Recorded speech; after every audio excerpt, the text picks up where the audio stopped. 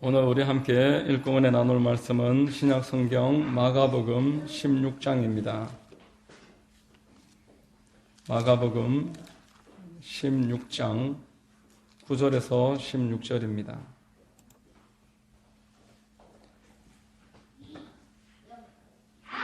다 찾으신 줄로 알고 제가 봉독해 드리겠습니다. 예수께서 안식 후 첫날 이른 아침에 살아나신 후 전에 7 귀신을 쫓아내어 주신 막달라 마리아에게 먼저 보이시니 마리아가 가서 예수와 함께 하던 사람들이 슬퍼하며 울고 있는 중에 이 일을 알리매 그들은 예수께서 살아나셨다는 것과 마리아에게 보이셨다는 것을 듣고도 믿지 아니하니라. 그 후에 그들 중 2 사람이 걸어서 시골로 갈 때에 예수께서 다른 모양으로 그들에게 나타나시니 2 사람이 가서 남은 제자들에게 알리었으되 역시 믿지 아니하니라. 그 후에 11 제자가 음식 먹을 때에 예수께서 그들에게 나타나사 그들의 믿음 없는 것과 마음이 완악한 것을 꾸짖으시니 이는 자기가 살아난 것을 본 자들의 말을 믿지 아니함일러라. 또 이르시되 너희는 온 천하에 다니며 만민에게 복음을 전파하라. 믿고 침례를 받는 사람은 구원을 얻을 것이요 믿지 않는 사람은 정죄를 받으리라. 아멘. 할렐루야. 예배에 나오신 여러분들 주님 이름으로 환영하고 축복합니다. 우리 옆에 분들과 한번 인사하겠습니다. 참 잘 오셨습니다. 참 잘 오셨습니다. 만나서 반갑습니다. 저는 봉독해드린 마가복음 9장 16장 9절 이하를 통해서 부활 후 그 다음 이와 같은 제목의 말씀을 전하겠습니다. 성령께서 여러분 모두에게 큰 은혜 더해 주시기를 바랍니다. 여러분, 사람이 걷는 것을 보면은 그 사람이 목적이 어떤지, 목적이 있는지 없는지 알 수 있다라고 합니다. 목적이 없으면은 방황하는 것입니다. 일을 마치고 돌아갈 집이 있는 사람은 그 발이 경쾌하고 분명합니다. 누가 혹시라도 오늘 저녁에 한잔하자, 스포츠나 영화나 한번 보러 가자 이야기를 해도 거기에 기념치 않고 사랑하는 가족이 있는 곳으로 거리낌 없이 달려가는 것입니다. 그러나 목적이 없는 사람은 그와 반대입니다. 여기 기웃 저기 기웃, 어디 오늘 무슨 건수가 없을까, 오늘 어디 갈 곳이 없을까, 그런 생각으로 혹여 누구라도 나에게 말을 하면은 거기에 휩쓸려서 거기에 따라가고 마는 것입니다. 인생도 마찬가지입니다. 여러분, 목적이 있느냐 없느냐는 너무너무 중요한 문제입니다. 목적이 없을 때는 모든 유혹에 다 넘어집니다. 유혹이 많고 그때마다 걸리는 것은 내가 지금 목적이 불분명하구나 라는 것을 알 수 있습니다. 목적이 있는 사람은 그 단계마다 분명한 목표를 설정해서 여기에 전력 투구를 하기 때문에 유혹에 걸릴 일도 없고 집중된 그 힘으로 풍성한 결실을 반드시 얻고 마는 것입니다. 하나님은 성도에게 이 세상에 그 무엇보다도 선명한 목적을 주셨습니다. 이 목적을 발견한 사람들은 나태할 일도 없고 또 어떤 유혹에도 휩쓸릴 이유도 없습니다. 항상 놀라운 활기 속에서 분명하게 활기를 가지고 유혹이나 장애물이나 방해가 있어도 다 떨쳐버리고 목표를 향해서 달려가는 것입니다. 여러분, 목표는 너무너무 중요합니다. 목표가 있을 때 우리는 행복할 수 있습니다. 에너지가 넘친다고 해서 성공하는 것이 아니라 목표가 있는 사람이 성공하는 것입니다. 하버드 대학 예전에 총장이었던 나단 부시라는 사람이 아주 중요한 말을 계속 강조했습니다. 젊은이들에게는 이 4가지가 필요하다. 첫째로 부를 수 있는 노래가 있어야 된다. 또 흔들 수 있는 깃발이 있어야 된다. 또 믿을 수 있는 진리가 있어야 되고 따를 수 있는 지도자가 있어야 한다. 젊은이들의 그 넘치는 에너지와 혈기왕성함을 이 분명한 목적이 없으면은 다 방탕한데 오히려 다 흘려버리고 마는 것입니다. 여러분, 신앙에는 분명히 단계가 있습니다. 처음부터 우리가 성숙할 수는 없습니다. 처음부터 신앙의 목적에 대해서 선명하게 다 알고 신앙생활하는 사람은 없을 것입니다. 미숙하게 시작을 하지요. 처음에는 목표가 없습니다. 그러나 계속 목표가 없다라는 것은 대단히 슬픈 일입니다. 어린아이를 생각해 보십시오. 처음에는 어린 채로 있을 수 있습니다. 가만히 누워서 젖만 달라고 해도 예쁩니다. 그러나 안 자란다면, 계속 누워서 젖만 달라고 한다면 근심거리가 되는 것입니다. 마찬가지로 시간이 지나고 어느 단계가 지났음에도 불구하고 그 목적을 알지 못하고 여전히 처음의 모습으로 5년, 10년 계속 그 자리를 맴돌고 있더라면 하나님이 보실 때에 근심이 될 수밖에 없습니다. 여러분, 오늘 본문을 읽을 때에 부활하신 예수님, 그 주변에 가장 가까이 있던 사람들을 예수님이 하나하나 만나 주셨습니다. 예수님이 계실 때에, 살아있으실 때에 가장 가까이에 있던 사람들입니다.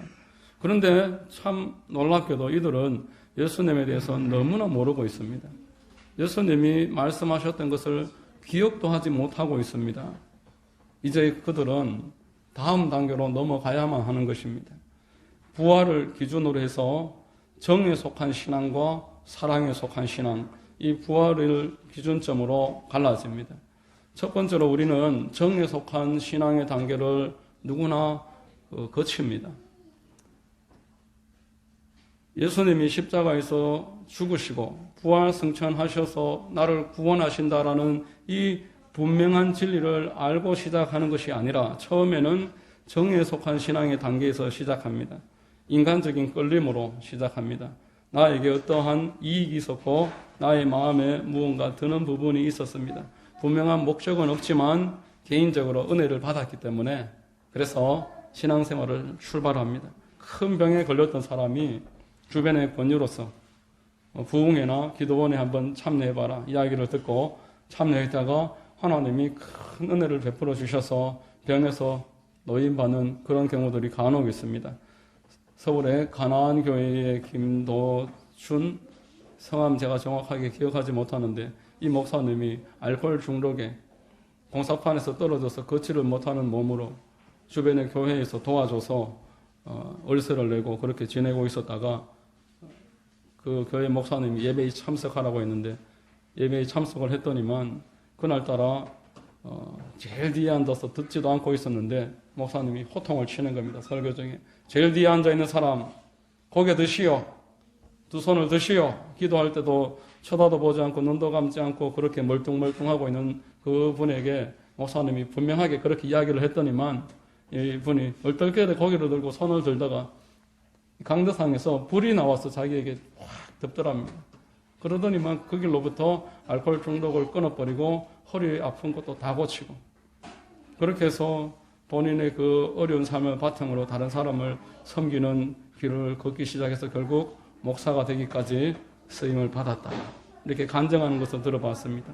작년에 90세로 일기를 마치신 그 고여운학 장로님은 40살이 넘기까지 하루에 담배를 3갑씩 피우셨다고 합니다. 하루에 담배를 3갑씩 피우고 생활을 불규칙적으로 엉망으로 하다 보니까 몸이 다 망가져 버렸습니다. 그래서 병상에 누워있을 때에 먼저 신앙을 가졌던 아내가 성경책을 건네주면서 한번 읽어보세요. 그래서 그 성경책을 읽다가 은혜를 받아서 그때로부터 50년 동안 얼마나 행복하고 보람있게 신앙생활을 하는지 술, 담배를 다 끊고 날마다 성경을 하루에 한 절, 두 절씩 담배 넣어 다니던 그 주머니에 성경을 적어서 가지고 다니면서 날마다 암송을 하다 보니까 소천하실 때까지 2000절을 암송을 하셨다고 합니다.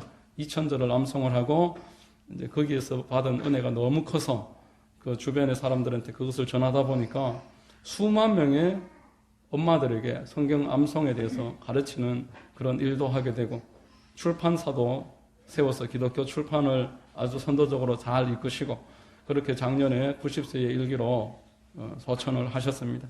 여러분, 이렇게 아플 때, 인생의 어려움을 만났을 때 우연히 이제 신앙생활을 출발하는 그런 경우들이 많습니다. 이것을 가리켜서 정에 속한 신앙이다라고 말하는 것입니다. 다 이렇게 출발합니다. 하나님을 알아서가 아닙니다. 성경을 다 알고 이해해서가 아니고 뭐 십자가니 부활이니 승천이니 재림이니 이러한 신학적인 내용은 전혀 몰라도 하나님을 아주 뜨겁게 사랑하는 사람들이 대단히 많습니다. 이렇게 시작을 하지만 그러나 여러분 여기에서 멈춰 있으면 안 된다는 것입니다. 정에 속한 신앙이 우리의 그 신앙의 칼라가 되어서는 안 된다는 겁니다. 사랑에 속한 신앙으로 넘어가야 됩니다. 본문 8절 9절을 보면은 여자들이 몹시 놀라 떨며 나와서 무덤에서 도망하고 무서워하여 아무에게도 아무 말도 하지 못하더라. 예수께서 안식 후 첫날 이른 아침에 살아나신 후 전에 7 귀신을 쫓아내어 주신 막달라 마리아에게 먼저 보이시니 라고 말합니다. 여러분 7 귀신을 쫓아내 주시니까 얼마나 큰 은혜입니까? 귀신은 사람을 도둑질하고 죽이고 멸망시키기 위해서 사람의 몸속에서 기생을 하면서 그 사람을 도둑질하고 죽이고 망하는 곳으로 결국 완전하게 멸망하는 장소까지 끌고 갑니다. 영혼을 망가뜨리고 건강을 갉아먹습니다. 이 귀신이 그 사람에게 역사를 하면 사람이 몸에 병이 찾아옵니다. 마음이 우울해지고 늘 불안합니다. 온갖 중독에 휩쓸려서 살아갑니다. 담배 중독, 알코올 중독, 인터넷 스마트폰 중독, 온갖 중독 때문에 인생을 망가뜨립니다. 도박 중독, 불면증, 가위 눌림, 그리고 환청이 들리고 자살 충동을 느끼고 온갖 무기력증에 빠져서 아무 일도 하지 못하는 단계로 걸어가는 것입니다. 여러분 이런 일들은 귀신 역사입니다. 귀신이 역사에서 사람을 그렇게 괴롭힙니다. 예수를 믿어서 귀신을 쫓아내지 못하면 망하게 되는 것입니다. 한두 마리 귀신만 들어있어도 사람이 그렇게 망가뜨리는 일들이 일어난다면 7 귀신이 들려있었던 이 마리아의 삶이 어떠했겠습니까? 마리아라는 여인이 예수를 믿기 이전에 어떤 삶을 살았을지 우리가 불보듯이 알 수 있습니다. 여기저기 아프지 않은 곳이 없고 삶은 불만투성이며 입만 열면 거짓에 알코올 의존증, 불륜과 가정 불화와 무엇을 해도 되지 않는 불행 종합 선물 세트의 삶을 살았던 사람이 이 마리아입니다. 마리아의 삶은 고통의 연속이었습니다. 이런 형편에서 예수님이 찾아와 주시고 7 귀신을 쫓아주셨습니다.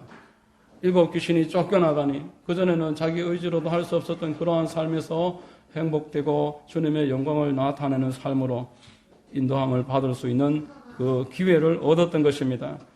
여러분 그렇지만 이 마리아는 여전히 정에 속한 단계로 머무르고 있었습니다. 놀라운 기쁨을 가지고 신앙생활을 하고는 있었지만 아직도 부활이나 십자가에 대해서 모르고 있었음을 오늘 본문은 우리에게 말하고 있습니다. 두려워 떨었다라는 것입니다. 부활하신 주님을 보고는 그 앞에서 혼비복sion했다라고 말씀하고 있습니다. 여러분 정에 속한 신앙의 단계도 교회 생활 열심히 합니다. 정에 속한 단계에서도 교회 출석 잘하고 봉사도 하고 뭐 성가대나 찬양단이나 식당 봉사들도 합니다. 그러나 정에 속한 단계는 한계가 있습니다. 가변적입니다. 사람의 마음만큼 믿지 못하는 것이 없습니다. 믿을 수 없는 것이 없습니다. 예레미야서 17장 9절에 만물보다 거짓되고 심히 부패한 것은 마음이라 누가 능히 이를 알리오마는 이렇게 말합니다. 여러분 마음과 정은 좋은 것이지만 여러분 우리의 마음은 언제 변할 줄 모릅니다. 이 마음과 정에 관련해서 이런 말이 있지 않습니까? 정 떨어졌다. 정이 많았는데 좋았는데 이제는 정이 떨어졌다. 이런 말을 우리가 곧잘 사용하지 않습니까? 이것은 신앙생활에도 곧장 그렇게 표현됩니다. 교회를 열심히 다니고 봉사도 열심히 하던 사람이 어느 날 나타나지 않습니다. 봉사를 하기는 하면서도 늘 불평이 있고 불만이 있어서 마르다와 같이 왜 저 사람은 하지 않습니까? 왜 나만 합니까? 이런 생각을 하면서 살아가고 있습니다. 이런 일들은 그가 아직도 정에 속한 단계에 매여 있기 때문에 그렇습니다. 요한복음 20장을 보면은 이제 예수님이 부활하셔서 제일 먼저 만나주신 사람이 마리아입니다. 마리아가 제일 먼저 예수님을 찾아온 것입니다. 예정 때문에 마지막 의리를 지켜서 예수님을 찾아왔습니다. 예수님이 부활하셔서 이 마리아를 만나 주셨습니다. 요한복음 20장 16절로 17절에 예수께서 마리아야 하시거늘 마리아가 돌이켜 히브리 말로 라보니 하니 이는 선생님이라는 말이라. 예수께서 이르시되 나를 붙들지 말라. 내가 아직 아버지께로 올라가지 아니하였노라. 너는 내 형제들에게 가서 이르되 내가 내 아버지 곧 너희 아버지 내 하나님 곧 너희 하나님께로 올라가라 간다. 이렇게 말씀을 전했습니다. 예수님이 이 마리아를 찾아오셔서 나를 붙들지 말라 이렇게 말씀하신 것은 원어의 의미를 찾아보면은 나를 계속 붙잡고 있지 말아라 그런 뜻입니다. 마리아는 인간적인 생각으로 부활하신 예수님을 만나 뵀던 것입니다. 예수님이 다시 떠나실까봐 노심초사해서 그 다리를 붙잡으시고 그리고 놓지 않았던 것입니다. 예수님은 나를 붙들지 말라, 나를 계속 붙잡고 있지 말라 이 말로써 이제 너는 정에 속한 단계에서 계속 머무르지 말고 이제 내가 부활한 것을 만났으니까 사랑에 속한 단계, 부활에 속한 단계로 이제 넘어가야 한다. 내가 부활한 이 사건을 너가 확인을 했으니까 이것을 내 형제들에게 이 땅에 있는 사람들에게 찾아가서 전하는 그런 신앙생활을 하여라. 가변적인 그 정에 매인 단계에 매여 있지 말고 사랑에 속한 단계로 넘어가도록 하여라.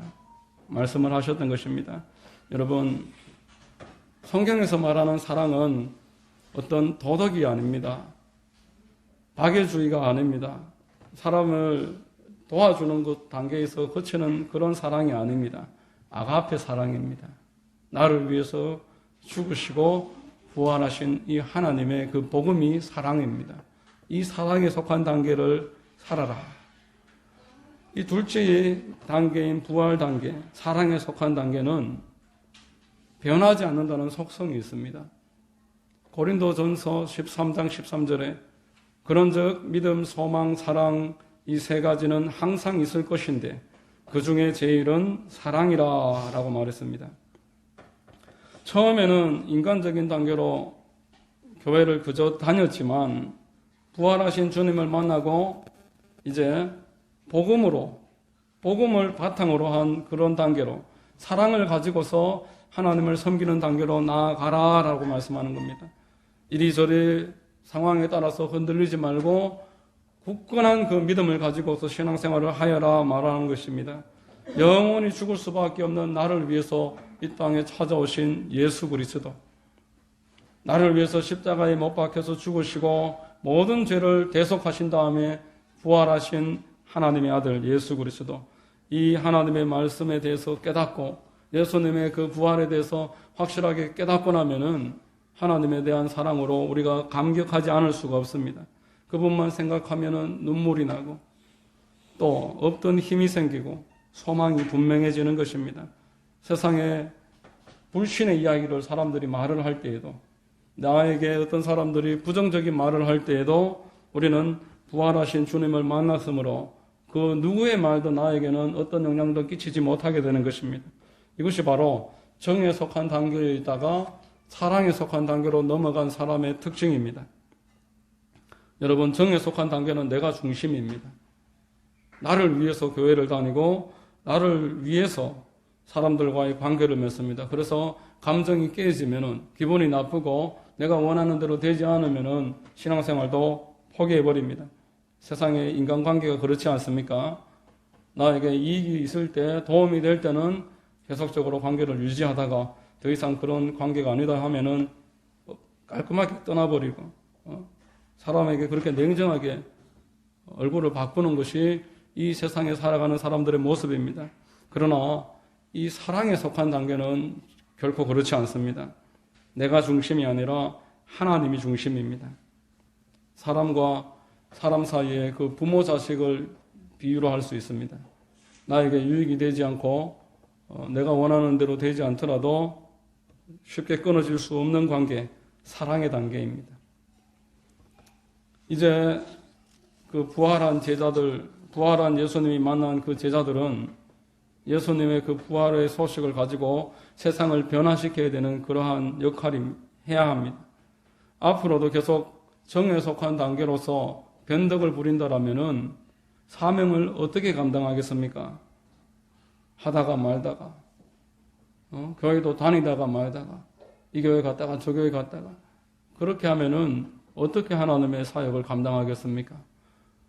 분명하게 사랑에 속한 단계에서 나의 감정은 뒤로 하고, 나를 위해서 부활하신 생명 주신 그분에게 분명하게 사랑의 반응을 해드리는 사람을 통해서만 하나님의 나라가 세워지고 나는 그 신앙으로 말미암아 열매를 얻을 수가 있습니다. 여러분, 사랑에 속한 단계는 두 가지로 선명하게 구분해서 말할 수 있습니다. 하나님을 존중하는 것이고 또 하나는 하나님의 교회를 세우는 것, 이 두 가지입니다. 하나님을 존중하는 것은 지난주에 제가 말씀을 드렸었습니다. 하나님의 말씀을 받아들이는 것이 하나님을 존중하는 것입니다. 나에게 지금 아무리 큰 문제가 있어도 하나님이 내 문제보다 더 크시다. 그렇게 선포하는 것입니다. 아무리 어려운 일이 닥쳐와도 하나님께는 이 문제를 해결하실 능력이 있으십니다. 고백하는 것입니다. 하나님은 나보다 크십니다. 하나님은 우리 교회 모든 성도들의 문제보다 크십니다.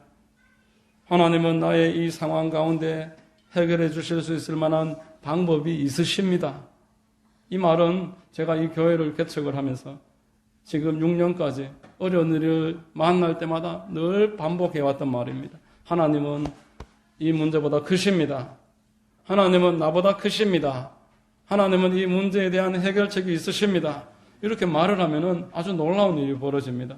마음에 절망이 한순간 사라지고 마음에 어두웠던 그 막막함이 없어집니다. 여러분, 여기 불을 끄면은 어둡습니다. 그러나 불을 켜면은 어둠이 순식간에 물러가지 않습니까? 이와 똑같습니다. 하나님은 이 문제보다 크십니다. 하나님은 나를 사랑하십니다. 내 입으로 고백합니다. 머릿속으로 알고 있는 것이 아니라 입으로 고백하는 그것에 능력이 있습니다. 한번 따라 한번 해보시겠습니다. 하나님은 문제보다 크십니다. 하나님은 문제의 해결책이 있으십니다. 여러분, 이 말을 늘 하십시오. 하루에도 몇 번씩 이 말을 하시는 것이 하나님을 존중하는 방법입니다. 하나님은 우리의 믿음을 보기를 원하십니다. 수로보니게 여인이 예수님 발 앞에 엎드려서 예수님이 말씀하실 때 옳소이다. 그러나 나는 하나님으로부터 오는 부스러기 같은 작은 것일지라도 그것을 원합니다. 믿음으로 말을 했을 때 예수님이 깜짝 놀라십니다. 내가 이런 믿음을 지금까지 본 적이 없도다. 여러분, 주님 앞에 믿음으로 기쁘시게 드리는 것은 여러분들의 입술에 달려 있습니다. 교회를 다니지만 예배를 드리고 기도를 하고 교회 밖에 나가서는 한숨 쉬고 죽겠다. 이런 말을 함부로 하고, 이것이 여러분들의 믿음입니다. 하나님 보실 때 이 말과 그 한숨 쉬는 모습이 여러분들의 믿음입니다. 그러나 힘든 일이 있어도 하나님은 문제보다 크십니다. 이 상황보다 하나님은 위대하십니다. 하나님께는 방법이 있습니다. 이렇게 선포하면은 하나님은 믿음으로 보십니다. 믿음이 있구나. 네 말한 대로 될지어다. 이렇게 말씀하시는 것입니다. 시편 103편 1절로 5절에 다윗이 어려운 일을 겪었을 때 돌파했던 그의 방법입니다. 내 영혼아 야훼를 송축하라. 내 속에 있는 것들아 다 그의 거룩한 이름을 송축하라. 내 영혼아 야훼를 송축하며 그의 모든 은택을 잊지 말지어다. 그가 내 모든 죄악을 사하시며 내 모든 병을 고치시며 내 생명을 파멸해서 속량하시고 인자와 긍휼로 관을 씌우시며 좋은 것으로 내 소원을 만족하게 하사 내 청춘을 독수리같이 새롭게 하시는도다. 자기 설득을 하는 것입니다. 환경이 좋아지면 웃고 나쁘면 위축되어서 우울해하고 낙담하는 것이 아니라 지금 어떤 상황과 어떤 형편이 있을지라도 하나님을 주목함으로써 내 영혼아, 자기 자신이 자기에게 내 영혼아 하나님을 송축하라. 내 속에 있는 것들아 다 그의 거룩한 이름을 송축하라. 스스로 설득하는 것입니다. 여러분, 부활하신 하나님이 나와 함께 계시고 그 전능하신 분이 나를 위해서 죽으시고 부활하셨더라면은 우리가 누가 나에게 해를 끼칠 수 있습니까? 누가 나를 망하게 할 수 있습니까? 나는 이 믿음과 내 입술의 말로 하나님을 계속적으로 존중해드려야 합니다. 신약 성경의 사도 바울은 그렇게 존중해드렸습니다. 사망아 너의 승리가 어디 있느냐? 사망아 네가 쏘는 것이 어디 있느냐? 네가 나한테 어떻게 할 수 있겠느냐? 선포로서 믿음을 표현했습니다. 스가랴서 4장 7절에 큰 산아 네가 무엇이냐? 네가 스룹바벨 앞에서 평지가 되리라. 스룹바벨은 문제가 내 앞에 다가왔을 때 문제 앞에 위축되지 않고 문제 때문에 낙담하고 좌절하지 않고 큰 산아 문제야 네가 무엇이냐? 내 앞에서 너는 평지가 될 것이다. 선포하셨습니다. 여러분 이 선포 꼭 기억하십시오. 날마다 내 앞에 일어나는 일들에 관해서 위축되고 좌절하고 가만히 어떤 일이 벌어지기를 기다리지 마시고 입술로 선포하는 겁니다. 이 상황보다 더 큰 문제가 어디 있습니까? 이 큰 문제가 나에게 무엇을 할 수 있겠느냐? 내 입으로 말을 하는 겁니다. 두 번째로 우리가 사랑에 속한 신앙을 가진다는 것은 하나님의 교회를 세우는 것입니다. 하나님의 교회를 내가 내 손으로 나에게 있는 것으로 세우는 것입니다. 성도에게 분명한 목적이 있다고 앞서 말씀드렸습니다. 이 목적이 있는 사람은 유혹에 넘어질 일도 없고 나태함 때문에 주저앉을 일도 없습니다. 선명한 목적이 있기 때문에 늘 행복하게 기쁘게 살아갈 수가 있습니다. 여러분 이 목표가 없을 때 이리저리 휘둘리게 되는 것입니다.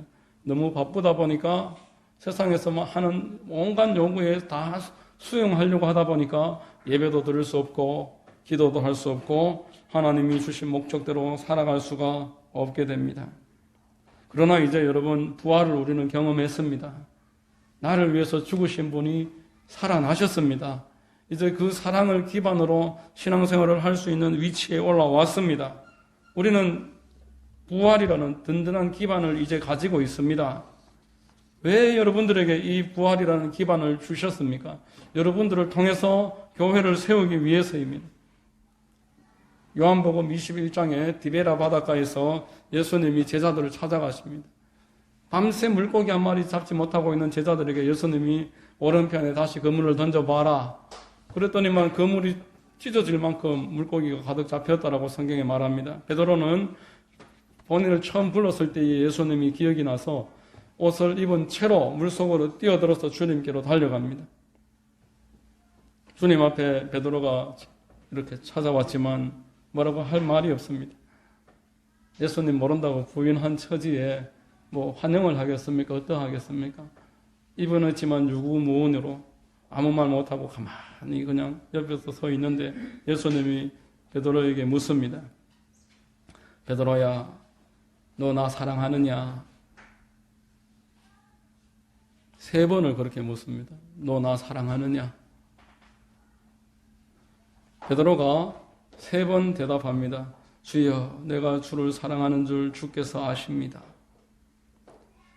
예수님이 그 3번의 대답 때마다 3번 이야기하시기를 내 양을 먹여라. 내 양을 쳐라. 내 양을 먹여라. 네가 이제 나 사랑한다면 내 양들을 돌봐라. 내 양떼를 찾아라. 세상에 저기 이리들한테 뜯어먹히고 있는 저 양들을 찾아라. 귀신의 밥이 되어서 휘둘리고 살아가는 나의 가련한 양들을 찾아와서 돌봐라. 여러분, 이 양은 우리를 말하는 것입니다. 베드로전서 5장 2절에 너희 중에 있는 하나님의 양 무리를 치되 억지로 하지 말고 하나님의 뜻을 따라 자원함으로 하며 더러운 이득을 위하여 하지 말고 기꺼이 하며. 하나님이 우리를 양으로 보십니다. 양은 눈을 보지 못합니다. 2m 앞에 있는 물체를 구분하지 못하는 게 양입니다. 늑대의 공격에 속수무책입니다. 뜯어먹으면 뜯어먹히는 대로 그냥 뜯어먹히는 게 양인 것입니다. 도망갈 수도 없습니다. 우리가 그런 양입니다. 마귀는 우리를 바보로 알고 있습니다. 이 양떼를 교회를 통해서 찾아내야 되고 교회를 통해서 너는 지켜내야 되고 보호해야 되고 그들을 먹여야 한다. 여러분, 교회를 우리가 세운다라는 것은 이 세상에 흩어져 있는 하나님의 양떼를 찾아서 하나님의 그 보호 안으로 데리고 들어오는 것입니다. 그리고 내가 가진 달란트를 가지고 여기에 모여있는 하나님의 양들을 서로가 서로를 귀하게 생각하면서 섬기는 것입니다. 시간을 들이고 물질을 들이고 달란트를 들여서 그 한 영혼 한 영혼을 내가 먼저 믿은 사람으로서 섬기는 것, 이것이 하나님의 교회를 세우는 방법인 줄로 믿으시기를 바랍니다. 할렐루야. 마가복음 16장 15절로 16절 우리 한번 같이 읽어보겠습니다. 시작. 또 이르시되 너희는 온 천하에 다니며 만민에게 복음을 전파하라. 믿고 침례를 받는 사람은 구원을 얻을 것이요 믿지 않는 사람은 정죄를 받으리라. 여러분의 복음 전파에 이 땅에 사람들의 구원이 달려있다라는 것입니다. 여러분, 이것은 사도들에게만 주신 사명이 아니라 이 땅의 모든 하나님이 예수 그리스도를 믿고 살아가는 사람들에게 공통적으로 주신 지상 대명령입니다. 우리같이 연약한 자들이 미련해 보이는 전도를 하는 것으로 하나님은 사람들을 구원하시기를 기뻐하십니다. 여러분들을 통해서 한 영혼 한 영혼을 건지시는데 기억해야 할 것은 그 전도를 통해서 하나님이 역사하시겠다라고 약속을 하셨습니다. 내가 복음을 전파하면서 살 때 여러분들은 하나님이 도와주시는 것을 경험하게 됩니다. 교회를 세우는 사람에게는 하나님이 주신 약속이 있습니다. 이 땅에서 100배로 갚으시겠다. 그리고 영생을 주시겠다 약속을 하셨습니다. 마가복음 10장 29절로 30절에 예수께서 이르시되 내가 진실로 너희에게 이르노니 나와 복음을 위하여 집이나 형제나 자매나 어머니나 아버지나 자식이나 전토를 벌인 자는 현세에 있어 집과 형제와 자매와 어머니와 자식과 전토를 100배나 받되 박해를 겸하여 받고 내세에 영생을 받지 못할 자가 없느니라. 이 일을 행하는 자들이 너무나 없기 때문에 하나님이 분명한 상을 걸어 놓으셨어요. 이 일을 하면 내가 100배로 갚으리라. 한 영혼을 건지는 일에 네가 네 시간을 들이고 물질을 들이고 그를 위해서 기도해서 하나님의 집으로 끌어오면은 너는 내가 그 일에 대해서 100배로 갚아주리라. 하나님이 여러분들에게 건강을 주시고 시간을 주시고 물질도 주십니다. 이것을 하나님의 나라를 세우는 일에, 분명히는 교회를 세우는 일에 참여하고 그것으로 같이 힘을 모으면은 하나님이 100배로 갚으시겠다. 약속인 것입니다. 자, 여러분 말씀을 맺겠습니다. 우리가 이제 부활주를 지났습니다. 예수님이 부활하신 것을 우리가 믿음으로써 사랑에 근거한 신앙을 시작하는 것입니다. 사랑을 근거한 신앙의 특징은 하나는 하나님 존중입니다. 누가 뭐라 해도 어떤 상황이 다가와도 하나님이 나를 사랑하십니다. 하나님은 문제보다 크십니다. 나에 대한 하나님이 해결책과 예비하심이 있습니다. 이것을 날마다 말로서 내 입으로 선포하는 것, 이게 하나님 존중입니다. 두 번째는 교회를 사랑하고 교회를 세우는 것입니다. 시간과 물질을 들여서 한 영혼을 구원하는 일에 함께 참여하는 것입니다. 이 일을 통해서 우리는 내가 사랑을 기반한 신앙이라는 것을 내 스스로 확인하고 하나님께 보여드릴 수 있고 하나님이 원하시는 뜻대로 나아가기 시작한 것입니다. 여러분, 이 목적대로 사는 사람이 행복합니다. 이 선명한 목적이 있는 사람이 삶을 활기 있게 살아갈 수 있습니다. 행복하게 살 수 있습니다. 여러분, 부활을 경험한 성도에게 오늘 예수님이 찾아오신 이유가 이것입니다. 그저 승천하시지 않고 제자들 한 번 더 만나서 너희들 정에 속한 신앙이었지만 이제 사랑에 속한 신앙으로 넘어가도록 해라. 하나님 존중하고 교회를 세워라. 내가 함께하리라 약속하셨습니다. 이런 은혜가 여러분들에게 있게 되시기를 주의 이름으로 축원드립니다. 기도하겠습니다. 하나님 아버지 감사합니다. 오늘 말씀을 통해서 우리가 정에 속한 신앙으로 출발을 하지만 이제 사랑에 속한 신앙으로 발전되어야 함을 깨닫습니다. 부활하신 주님을 믿고 사랑을 근거한 신앙을 가지고 하나님을 늘 존중해드리고 또 이 땅에서 교회를 세우는 일에 참여하여 하나님의 기쁘시게 해드리고 우리에게는 놀라운 은혜와 축복을 주시려고 하는 것이 주의 뜻인 줄로 알았사오니 이 깨달음대로 하루하루 살아갈 수 있도록 도와주시고 인도하여 주시옵소서.